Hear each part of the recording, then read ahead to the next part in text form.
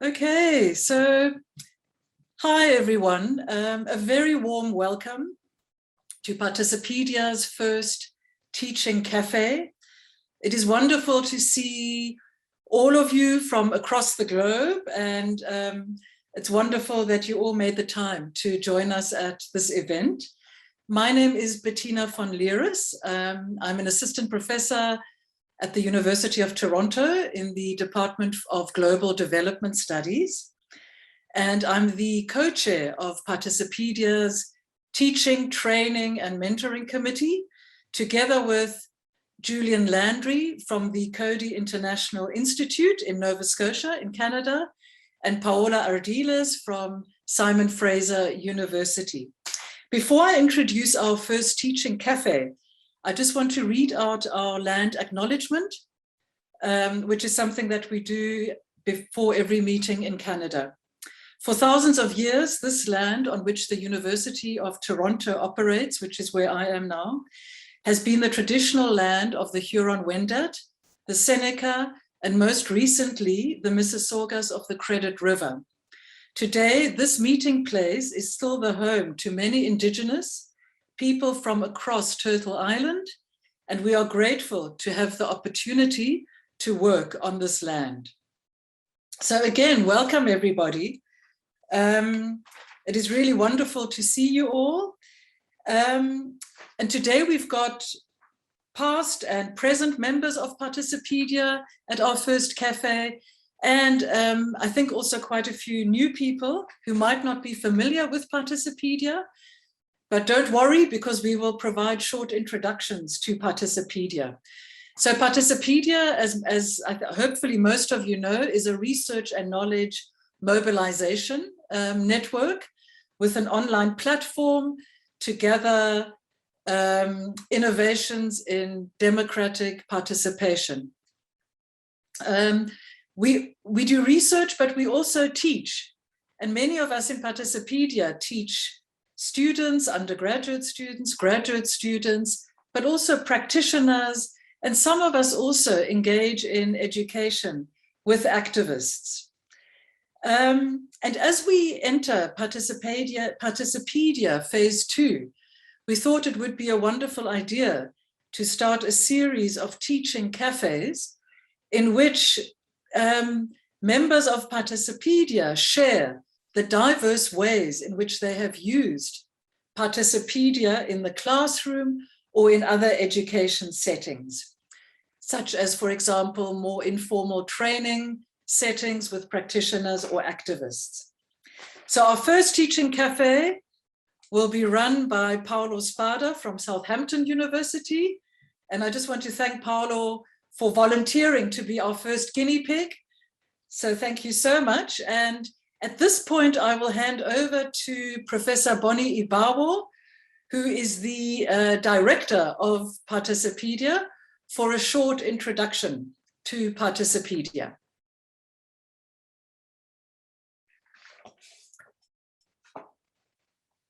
Is Bonnie there?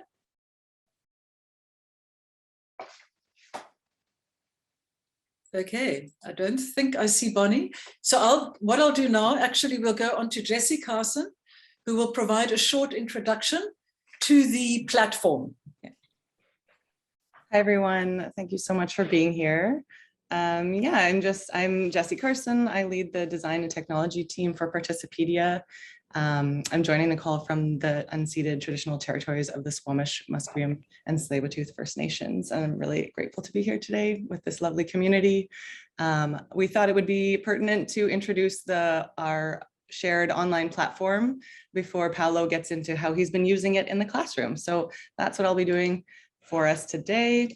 Just get my screen share going here.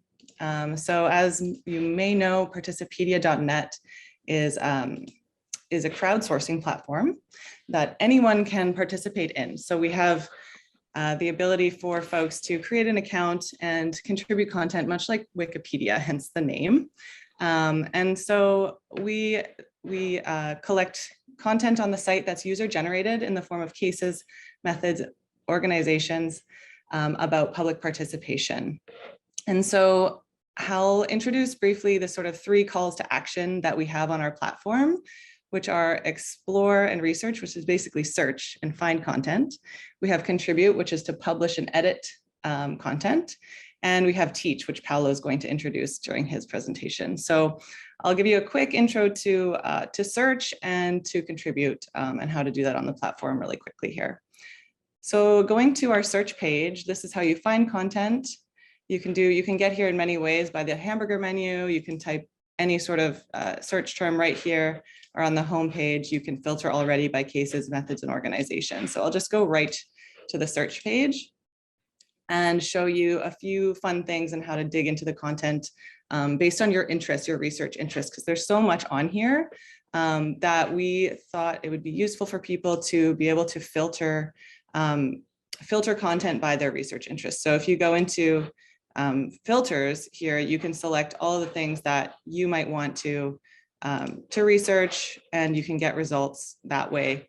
And again, and you can also download the data set here. So you can create sort of subsets of the data that match your research interests by using our search filters. And to get into contribute, I think the best place to start is really our getting started page, where you'll find really useful information about how to become a publisher or an editor. And so this is a great place for students to get started as well. We've got tutorial videos to teach you how to publish and edit that you get into using our quick submit button here. So it's a data form, basically a large survey where you enter all of those things that match up with the search filters. And that's how the site essentially works. I won't make you watch our videos today, but you can feel free to visit the Getting Started page and watch them. There's some quick tips for publishers as well as editors. And we've got some guidelines on this page as well. So great way to get into the site. I think I'll leave it there. And as Paolo's talking, feel free to ask questions about the platform and how he uses it. And if I need to, I'll jump in as well, but I'm sure Paolo's got it from here. Thanks. Paolo, I just quickly want to jump in because I see Bonnie's on the call. Bonnie, can we hand over to you briefly for a short introduction to Participedia? But just wanted to say thank you so much, Bettina and Jesse and Paolo, for organizing this, and just to welcome everyone who's been able to join us for this event. We're keen to bring Participedia into the classroom. In fact, we frame Participedia as a global classroom for democratic participation. So this is a unique opportunity for us to begin to think through how exactly we do that. So I'm just here to watch and listen. I haven't used Participedia in the classroom as extensively as those who are leading this discussion today. So just welcome everyone, and looking forward to some useful lessons on how to use Participedia in the classroom. Thank you. Great, excellent. Thanks, Bonnie. And over to Paolo. Hi, everybody. I'm connecting from Southampton. My name is Paolo Spada. For those that don't know me, I basically grew up in Participedia. I did my first postdoc in Participedia, and then now I'm a lecturer at Southampton University. I've been using Participedia quite a bit in the classroom. So let's start my presentation. Okay, so first of all, this is just a series of examples and my personal experience. The objective is to spark ideas and start a conversation on how you can incorporate it and how actually we can improve our own teaching. I wanted to start saying that I'm not an expert of pedagogy, and so this presentation is probably, if there are experts of pedagogy in the audience, a little bit naive from that standpoint. So this is my experience and a use case scenario. So I put my in quotation because in reality, when I started teaching, I asked many of the people that were already teaching with Participedia. So it's more like a we. Graham Smith gave them a lot of feedback and many others. So my experience has been that I've been teaching now for 2 years, undergrad classes and master classes with Participedia. Those are 1 semester long class.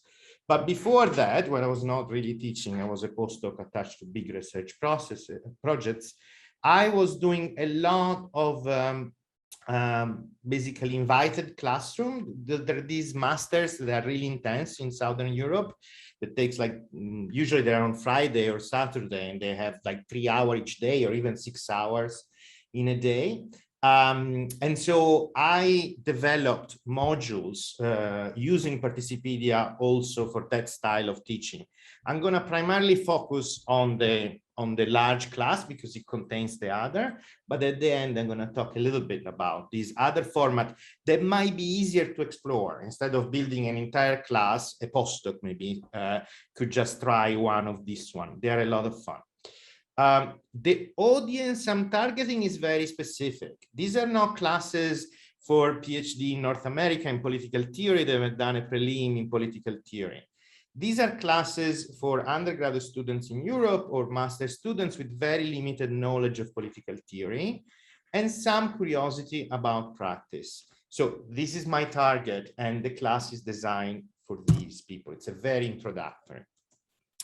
The semester-long class is divided into phases that somewhat follow the description of the website. So phase 1 is the exploratory phase, is the first half. And phase 2 is actually the creation phase in which we create the cases. In the first phase, we explore the platform and we study families of deliberative and participatory processes. And we compare them using Participedia as a tool to have a unified, comparable set of case studies. What's the advantage here? You can do the same thing with readings, obviously, but then every case study is different. And you will have to keep explaining the students the way the case study was done. And so for intro students that are still figuring out things, Participedia is really useful because every case study has the same case study protocol. And that's the first part. The second part is the creation part, in which this part becomes similar to many intro political theory classes. Every week, I have this usually 2 lectures of 2 hours, of 1 hour each. In the first lecture, I introduce a basic democratic theory, representative democracy, deliberative democracy. I go through each of them. The second one instead is a laboratory in which we start writing a new case of Participedia. Okay. The exploratory phase, a little bit of more details of the way I do it, but it can be done in a million ways. I still use Graham-Smith's book of 2009, but you can use any other books. I use Graham-Smith in part because it's free at my university, and so nobody has to buy a book. In part because it's a very, very simple. Graham tend to have a language that's more for practitioner than for academics, and doesn't give anything for granted. So I find it still relevant, even if it's outdated. There are a variety of books that you can use instead of Graham.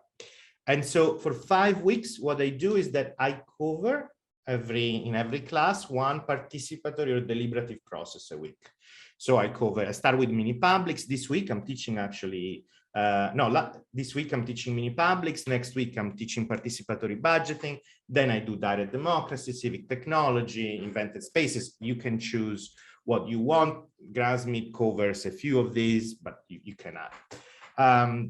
And then the second part is this laboratory in which I ask the students to do a weekly homework that compare these cases that can be found in Participedia. So I teach participatory budgeting, and I tell them, go to Participedia, find 2, 4, if it's a group, or 5, compare them using tables.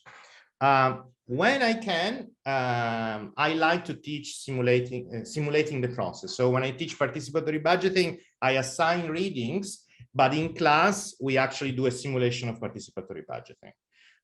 When I teach mini publics in class, I teach using a deliberative poll. This is something that Jim Fishkin has been doing for a long time. And so the students, some students are the expert, the other students are divided in small group, and they have asked to ask questions to them. This is the first phase homework, and it's kind of a paint by the number style exercise. And in the Q&A, we can return on why I like this approach that limits a little bit creativity of the students, but I think that for our field, that for this stage is really useful. And I asked them to create two tables. One table that looks at the case in Participedia and divides them in phases. Participedia already helps you to do that. It starts with recruiting, then it has the process, and then it has the impact. And so I teach a little bit about the phases. You can call that stages, subsystem, or Lego blocks, depending on which language you like. But the idea is to unpack these families of participatory processes in their components so that they're easier to compare, and also to start reflect in a systemic way so that the students start understanding that a lot of these families have similar recurring components, and they're a sort of Lego that you adjust and you rebuild. That's the first table. And if it's an individual level assignment, they compare two cases. This year I'm doing groups, and so there are a group of 4 or 5, and they compare 4 or 5 cases. The second table use the normative evaluation framework for Graham-Smith, but you can use any other one you like. And so it asks the students to evaluate the impact on democratic goods. So Graham-Smith has inclusion, considerate judgment, popular control, and then has 3 that are called institutional goods: efficiency, transparency, and transferability. This is not immediately present in Participedia, and so this pushes the student to be a little bit more critically active and move from just the description of the case to a systematic analysis of the impact of the case. The last part is a mini blurb about the lesson that they've learned. This is the first phase homework. Then we move in the creative phase. These I use classical reading of democratic theory. I conclude this part returning with an ecumenical approach. I think this year I'm using Sauer 2021, democratic design, but you can use deliberative system, you can use whatever you want. The idea is to start with an ecumenical approach like Graham-Smith with democratic goods, it's pragmatic, then introduce all the various more specific approach of democratic theory, and then return to an ecumenical one. But again, the scaffolding of the theory can be the one you prefer. You could imagine an entire class just focus on deliberative democracy without this type of design. Again, I try to use, but this is really hard. The second part is really hard because the students are, these type of students are not used to discuss philosophy in class. So it's like trying to take out blood from stones. It's really, really difficult. I try to use interactive teaching, simulation. Again, I try to use deliberative polls, but it's just really hard. When everything else fails, I use argument mapping. I don't know if you're familiar with argument mapping, but it's basically a way to summarize in class the reading. So I divide them in groups, and each group has to do an argument map of the reading. So at least there is a minimal engagement and discussion with the readings. I had to do that online last year because online is way more difficult to engage. In phase 2, we have the creation homework. And this, it starts with identification of a new case for Participedia that initially the students think is extremely hard, they will never find a new case, but then quite quickly they find cases. I help them out. In some classes, I offer website where they can find them. I have a lot of friends that are doing participatory processes or deliberative processes. I put them in contact with them. But this is a mini moment of primary research. The second thing that they have to do that's very important if you try to do this is to ask them to do a feasibility assessment. That is something very basic, but otherwise they risk to find a blog post about a case, and then they don't realize that there is not enough information to write the entire case in Participedia. So that's something important. And then all the subsequent weekly homework asks the students to write a piece of the case. Participedia is a very detailed guide on how to write cases that I offer the students, together with my more detailed guide on how to write each piece. So enough with the description. I'm going to offer you 3 explanations of why, and then we can open to Q&A and we can enter in more details if you want, or discuss ideas for other things. So why practice before theory? The main objective of practice before theory for this type of audience is engagement. And the fact that we have so many comparable cases allow us to basically create a sort of learn by doing intro to the theory of democracy. And this comes from the experience of previous teachers that were teaching this class with the second part. So they were starting with theory and then adding practice. And at the undergrad level in the United Kingdom, it was not really working. The students were really lost in the theory. Instead, starting with all the example and potentially selecting the example so that each of them highlight one of the flavor of the future democratic theory you will discuss in phase 2. So one is more participatory, one is more deliberatory if you want to do communitarian, one is more communitarian. Has the student starting with a concrete example, a sort of micro example, and then arrive to theory. So that's the idea of this approach. With different audiences, the students are not as engaged. Last year, I had one PhD student attending my class. He had an undergrad in philosophy, and he was a little bit struggling. He was telling me like, why we are doing practice before theory. Everybody else was fine, but he was not my core audience. So for him, I created a custom sort of journey. Why the second phase homework? Why dividing the assignment in pieces? In part, it's obvious, and it's to make it easier. We actually, at the beginning of Participedia, around 2010, we commissioned a sort of an investigation of our stakeholder and users. And what came out was that the case writing was too difficult.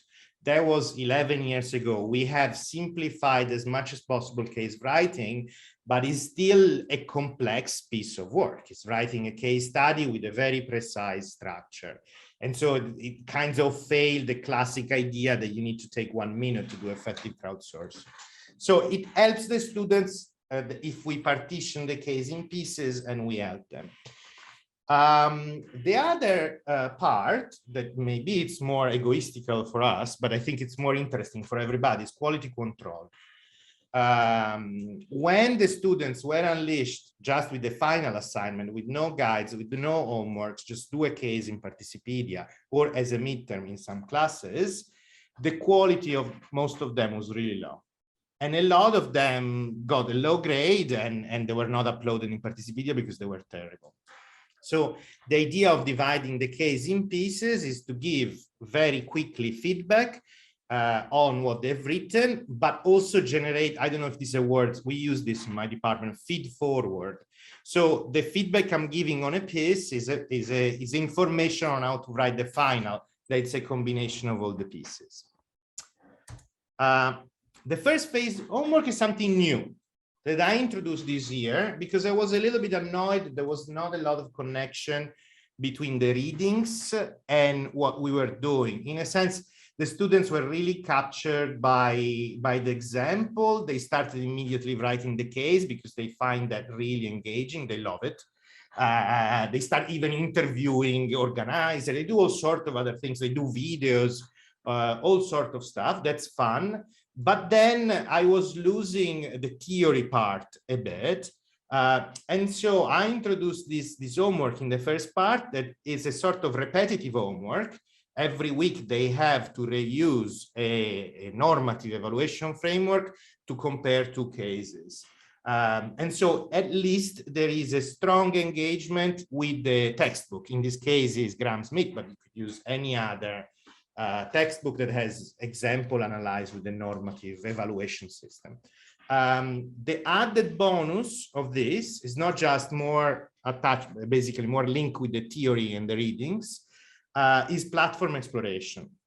When I was using just the second set of homeworks, the students at the beginning struggled because they didn't know the platform. This way, they start playing with the platform in a very easy and a sort of extractive way from the beginning. They know the platform really well because they've used it for homeworks for 5 times. When the time comes to actually write a case. It also makes them less scared of finding a new case because they've been exploring the platform for weeks.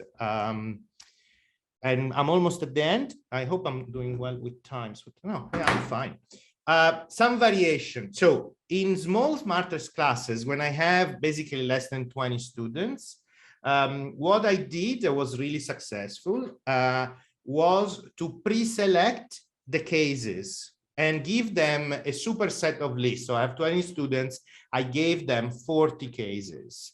And those were semi-recent cases or active cases in which I knew what I could reach the organizer. And so I asked each team, there was a group effort, so there were not many actually, were a team of 2 to do an interview.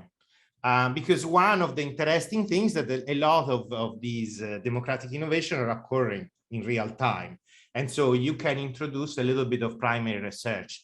I can envision, I haven't done yet, but basically an entire model of fieldwork on this that asks to do a lot of different fieldworks. And we just use Participedia as flavor and the fact that we have the access to of cases as a flavoring. And here I'm returning to what I was telling at the beginning. I taught quite a bit of these 1 day or 2 days very intensive seminar. And there, when I have class of 15 or 20, I usually just do a very quick introduction of the field of democratic innovation and how exploding it is, right? And then I ask them to create a case together.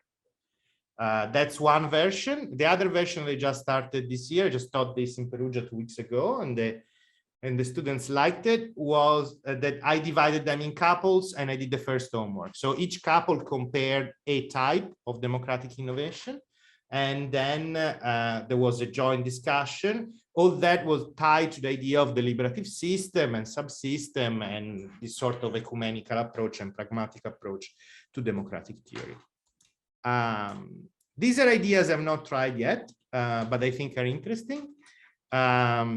So for more advanced classes that are focusing on just 1 or 2 methods, for example, citizen assemblies or participatory budgeting, thinking about create a super case. Participedia has this feature, it's relatively new, in which you can link cases together. So imagine Porto Alegre. Porto Alegre now is dead, but has been run for 20 years.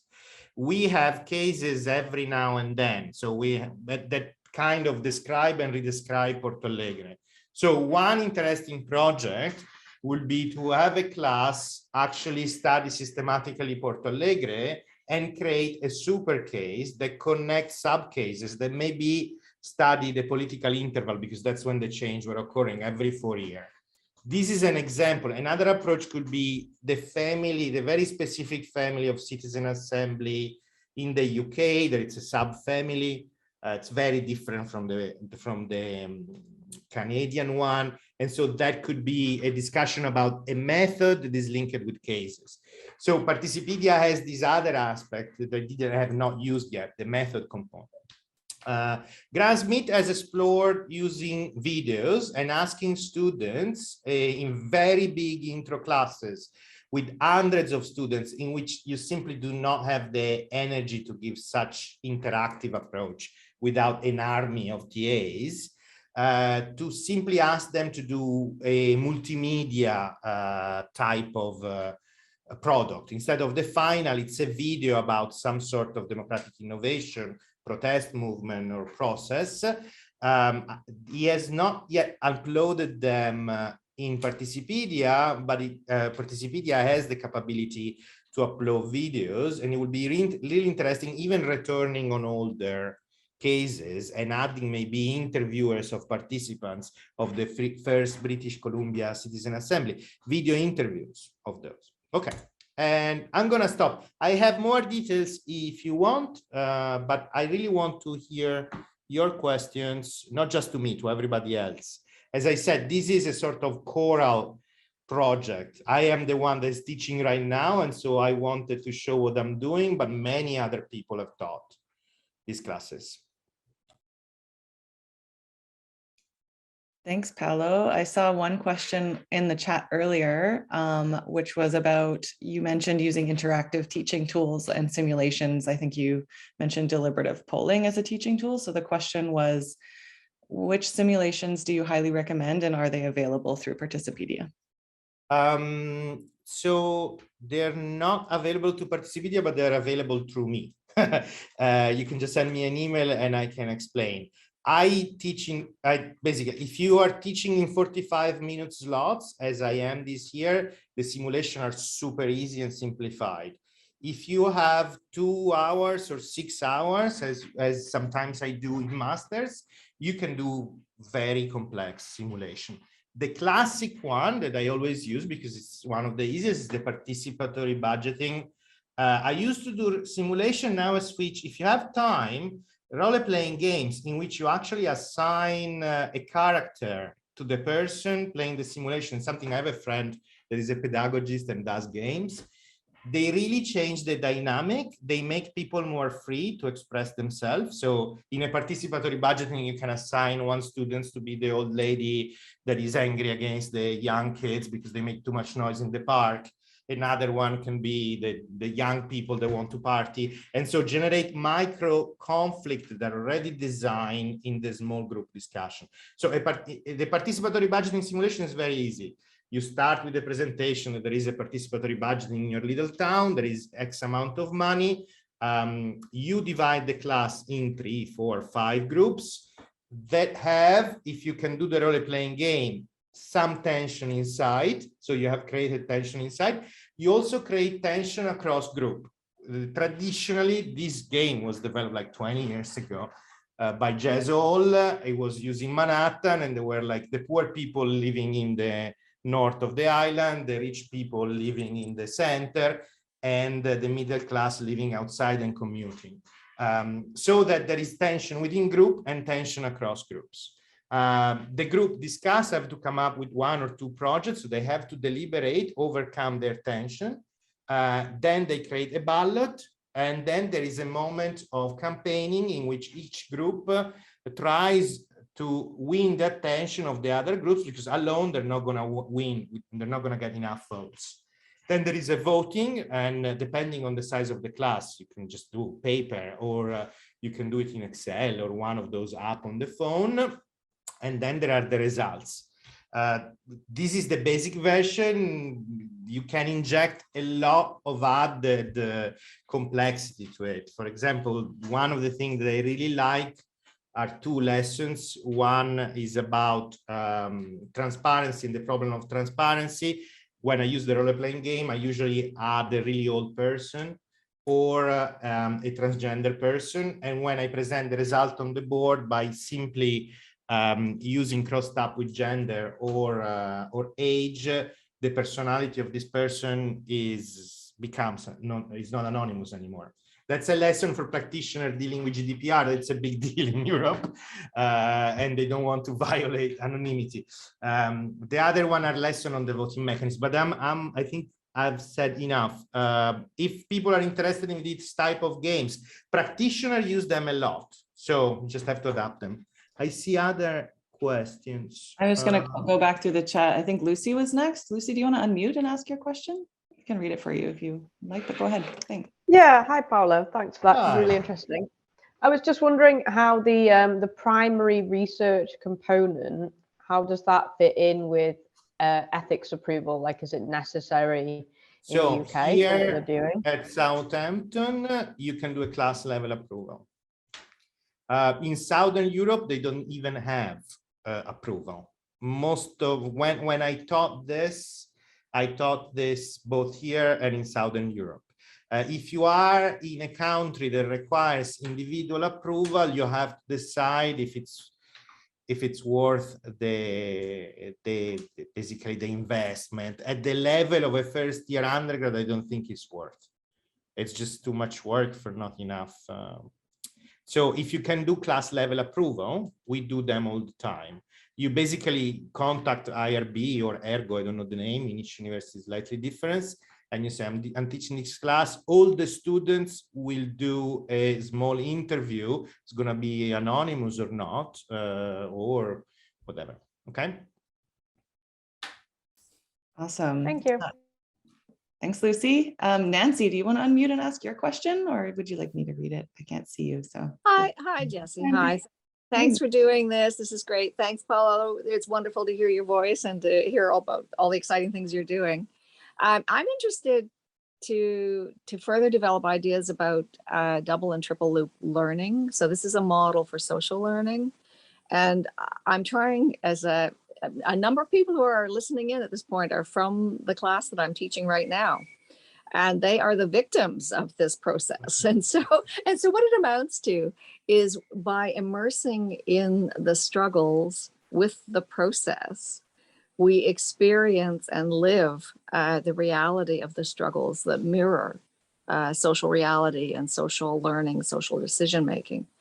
I'm wondering, Paolo, do you do any of that kind of iterative modeling when you're designing these things? Is that on your horizon, or is it something that's off to the side someplace else? Thank you. I think you're entering a level of pedagogy I'm not familiar with. So I'm going to explain what I understand. So I have iterated this class a lot. I've tried many things, and a lot of I have iteration in the way I do the homeworks.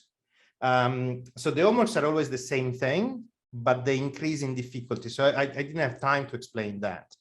But the first one is basically an exploratory version. Then I add little things. So and again, maybe I'm answering completely wrong, but my sense of why the students like this class in part is that because I keep challenging them a little bit more. And so they have to struggle a little bit more at every step while keeping everything very paint by the numbers and very relatively easy for them to do. I'm not sure if I answered at all your question. Probably not. I was sensing that there was something more complex. No, I think we're on the same page. Thank you for that response. And I suppose I push it maybe in a slightly different direction, possibly, because I'm trying to create experiences of struggles for democratic process and understanding that have to emerge. And so it's the emergent properties that interest me, creating conditions for emergence. And so I'm probably doing something that's at a slightly different angle to what you're doing. But I'm very interested because you're having a lot of success and you've made a big investment. So you're an inspiration here. Thank you. Thanks, Nancy. I don't see any other questions. Does anyone have anything else they want to bring up?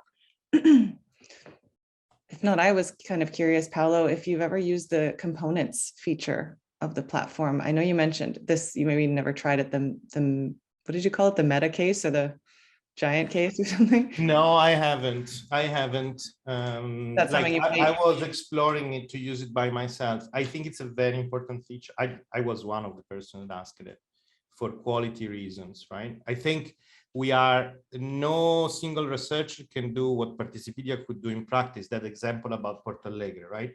Because at most you have the money to go 3 times. Like Brian Wampler it's one of the most important expert of participatory budgeting in Porto Alegre 3 or 4 times. But Porto Alegre is run for 20 years. So being able to crowdsource 20 different researchers that visit Porto Alegre every year would do a mapping that nobody else could ever do. And that's what the research component of Participedia that to me is most interesting. A lot of things, we're still at the point that the researcher can do better by themselves. And that's not very interesting for me. Like you get 5 million euros, you can do a lot of things. Like think Latino. Latino is amazing. But there are things that we can only do with Participedia. We have not yet started to do them. That is going outside of teaching though. Thanks, Paolo. Is there anyone else in the audience today who's used Participedia in the classroom? Does anyone want to feel like unmuting and sharing an experience with us, or any other questions for Paolo? Oh, I see a question maybe before we do that. Marco, are you here? Would you like to unmute? If not, I'll read it out. Yeah, my question was, hi, Paolo, whether you know of other areas of study besides your own area of political theory or theory of democracy, other areas of study that have taken up Participedia in the way you have or in other ways? I don't know. I really don't know. I can see a lot of potential, but I think we were still too small when these things happen and under the radar. Now I'm seeing the beginning of actual real crowdsourcing and real interest, because we have, I don't know, 1,000 plus cases. And so maybe now people are going to start using it. There is a lot of potential in communication, development, primary research, right? These are case studies. Any type of social science that uses case studies has a unique repository. So I can see lots of things. I think I saw Bonnie's hand next, then Bettina, then we have Osma in the chat. Bonnie, go ahead. Thank you, Paolo, for a very interesting and exciting presentation. My question to you has to do with how we can use the classroom to solve one of the big methodological problems that Participedia has. And that is the problem of quality and bias. As you know, with any crowdsourced database, there's invariably going to be a question of bias in the entries and also the quality. I'm wondering if it might be possible to use the classroom setting to begin to address this. So for instance, getting students to review cases and identify bias, and make recommendations on what they identify as bias. It's kind of using the classroom as a peer review platform for quality and bias. So do you think that is, asking too much from students, whether undergraduate or graduate? Because I'm thinking that students can contribute to really addressing this methodological question. So I never use it that way. Well, I recognize for the first time. So given we have basically tripled the number of cases, now anywhere I go to teach one of these master classes, because I teach them all around Europe, the students find local cases. And in the last two I taught, the students said, oh, but these are not very good cases. So they said, oh, this is really tokenistic. Why do you have those? In the past, we had few cases. So I was showing Porto Alegre to Italians and the best case of Italy to Brazilians. And I was getting away with that. So there might be local knowledge, really local knowledge of people that have actually participated that we can leverage. That to me, it's the innovative component. Asking students to be a reviewer, I think you already kind of answered a little bit. It's really hard, right? Because they really have to know the case well. So I can imagine maybe a PhD class that does a deep focus on citizen assembly. And then there is a project that reviews all the citizen assembly. It could be interesting to coordinate, right? Because we have, I don't know, 30 universities in Participedia. So we could have 30 team of students that review together citizen assembly.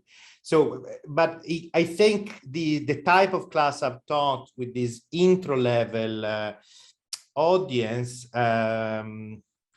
I think only if the case was in their territory and they have local knowledge, then they could do it easily. Otherwise, most of the information they read about the case is written in a case itself and in the sources of the case.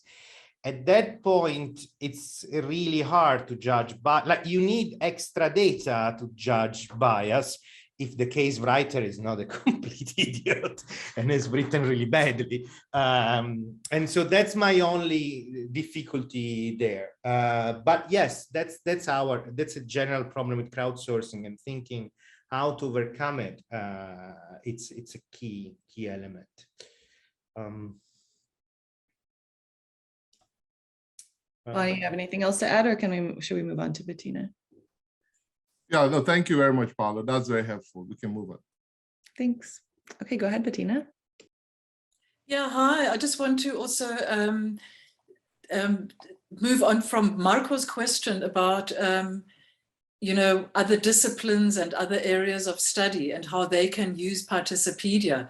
So I'm in international development studies, global development studies, and I've used Participedia and the cases a lot with students to try and understand, for example, what the North can learn from the South about democracy, to look at, for example, local democratic experiments that have traveled from the South to the North. And so I've used Participedia to really globalize our critical look at democracy and to understand what new forms of participation are traveling across the world in directions that historically, you know, weren't valued, right? So historically, there's been this North-South understanding of democratic innovation, but we all know that that has changed. And I think also Participedia is useful for anthropologists and sociologists who are interested in democracy, because many of the cases also examine, you know, the complex politics of democratic participation, you know, how power and culture shape democratic participation. So I think the cases are actually valuable for disciplines way beyond political science, yeah, in my view. Yeah. I saw a question from Osma. That was simply a confusing question. She said, is Participedia used to do case studies with respect to the topic you're learning?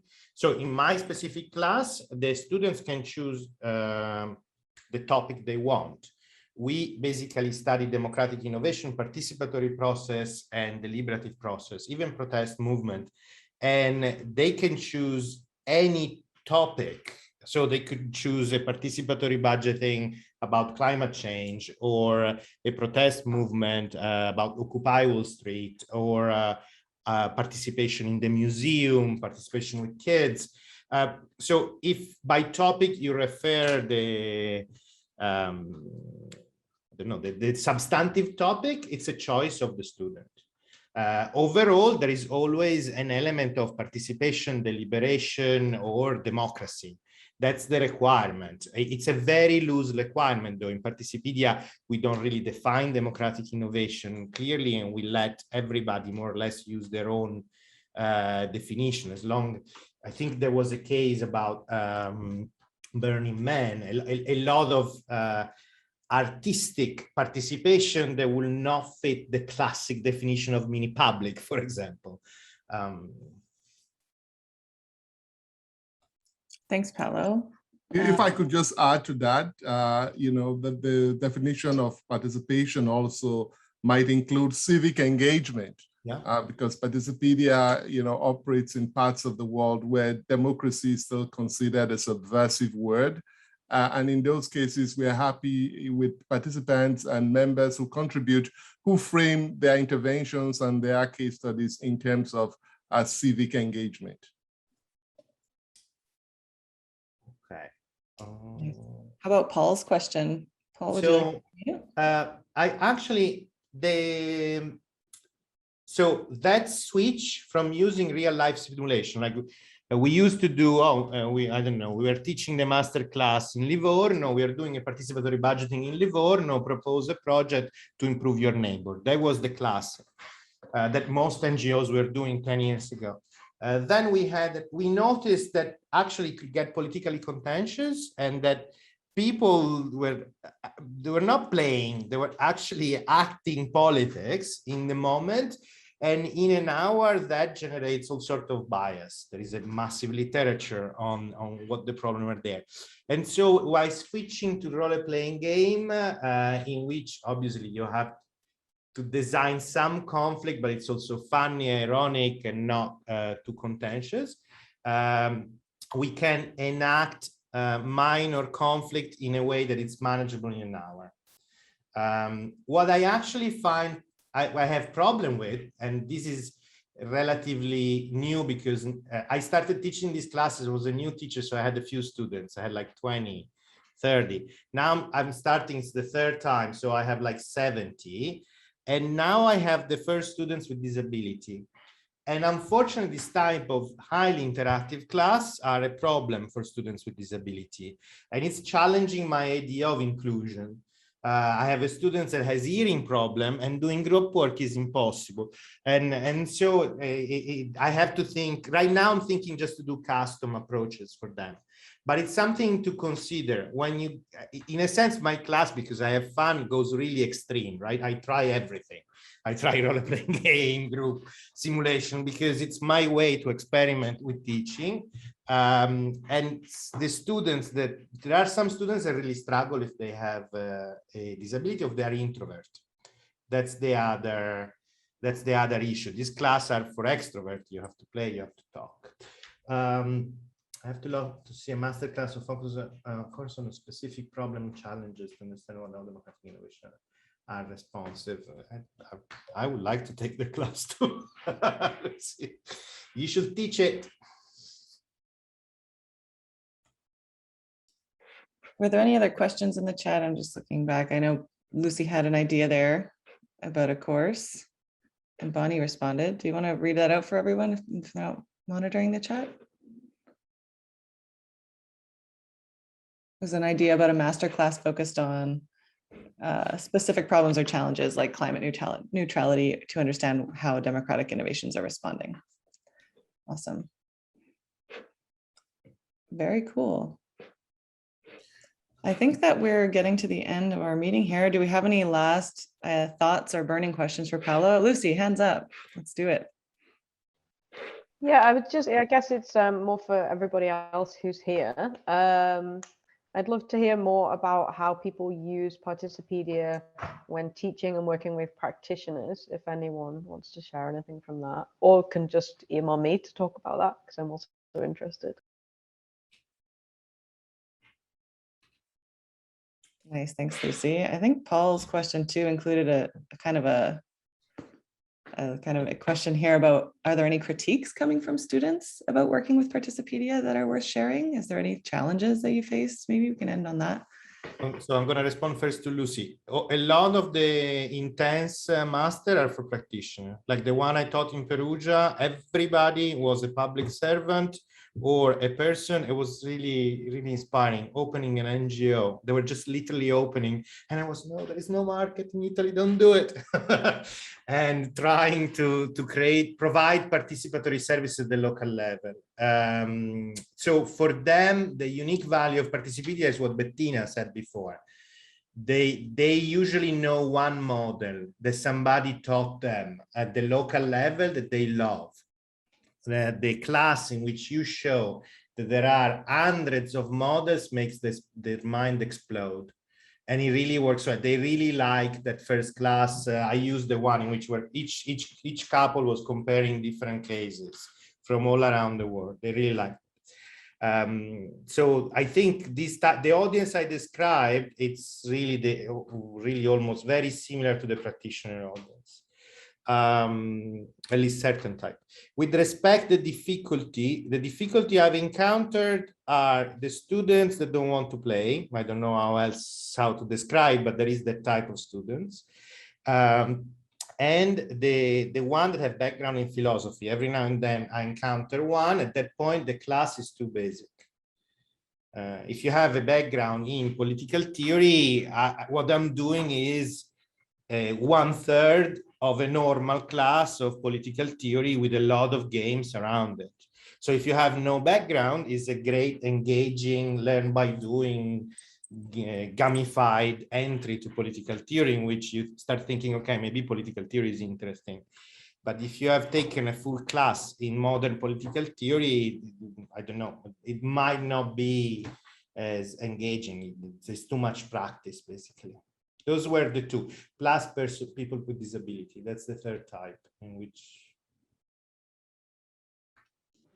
Amazing. Thanks so much, Paolo. If there are no other questions, I wanted to point everyone to our teaching page on participedia.net. So participedia.net/teaching. I put a link in the chat, and I know Paolo's uploaded a few teaching resources to this resource center already. We invite anyone who has resources to share, to upload them there, or to just find resources for use in the classroom. I think some of Paolo's course outlines are already in there, and we'll keep adding to it from the team as well. I just want to thank everyone so much for being here today, and Paolo especially for sharing your experience with everyone and sitting in the hot seat for a while. It's a lot of fun. We really appreciate your time, and it's great to see familiar faces as well. If there's anything anyone wants to add before we wrap up today, you're welcome to. You can hang out and chat for a few minutes, say hi to your friends. I know it's sad we don't get to see each other in person anymore, but hopefully one day soon. So thank you so much. Let's give Paolo a hand. Thank you. Thanks so much, guys. If you want more details, you can email me. I have way more. Okay. And share your syllabi. I think the way I started is because Graham Smith shared his syllabus with me, and I wanted to do something different. Okay. So share them. Thank you so much. Thank you. We'll make the meeting recording available on our social media in the next week or so. So if you know anyone who missed it, who wanted to be there, we can share the video with you too. Thanks again.